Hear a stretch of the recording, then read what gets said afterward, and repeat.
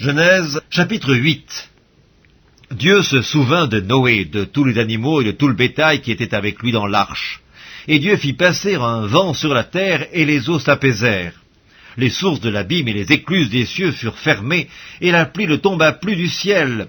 Les eaux se retirèrent de dessus la terre, s'en allant et s'éloignant, et les eaux diminuèrent au bout de 150 jours. Le 7e mois, le 17e jour du mois, l'arche s'arrêta sur les montagnes d'Arara. Les eaux allèrent en diminuant jusqu'au 10e mois. Le 10e mois, le 1er jour du mois, apparurent les sommets des montagnes. Au bout de 40 jours, Noé ouvrit la fenêtre qu'il avait faite à l'arche. Il lâcha le corbeau, qui sortit, partant et revenant, jusqu'à ce que les eaux eussent séché sur la terre. Il lâcha aussi la colombe, pour voir si les eaux avaient diminué à la surface de la terre.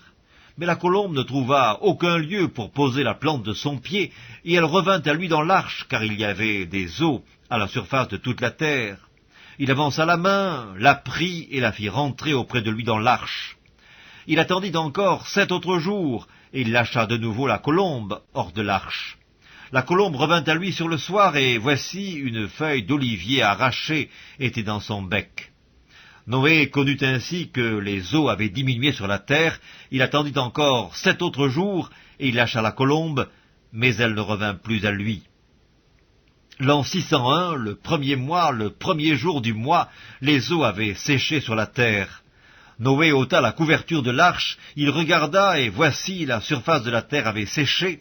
Le 2e mois, le 27e jour du mois, la terre fut sèche. Alors Dieu parla à Noé en disant, « Sors de l'arche, toi et ta femme, tes fils et les femmes de tes fils avec toi. Fais sortir avec toi tous les animaux de toute chair qui sont avec toi, tant les oiseaux que le bétail et tous les reptiles qui rampent sur la terre, qu'ils se répandent sur la terre, qu'ils soient féconds et multiplient sur la terre. » Et Noé sortit avec ses fils, sa femme et les femmes de ses fils. Tous les animaux, tous les reptiles, tous les oiseaux, tout ce qui se meut sur la terre, selon leurs espèces, sortirent de l'arche.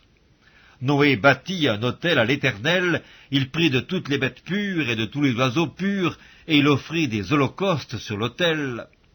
L'Éternel sentit une odeur agréable, et l'Éternel dit en son cœur, « Je ne maudirai plus la terre à cause de l'homme, parce que les pensées du cœur de l'homme sont mauvaises dès sa jeunesse, et je ne frapperai plus tout ce qui est vivant comme je l'ai fait. Tant que la terre subsistera, les semailles et la moisson, le froid et la chaleur, l'été et l'hiver, le jour et la nuit ne cesseront point. »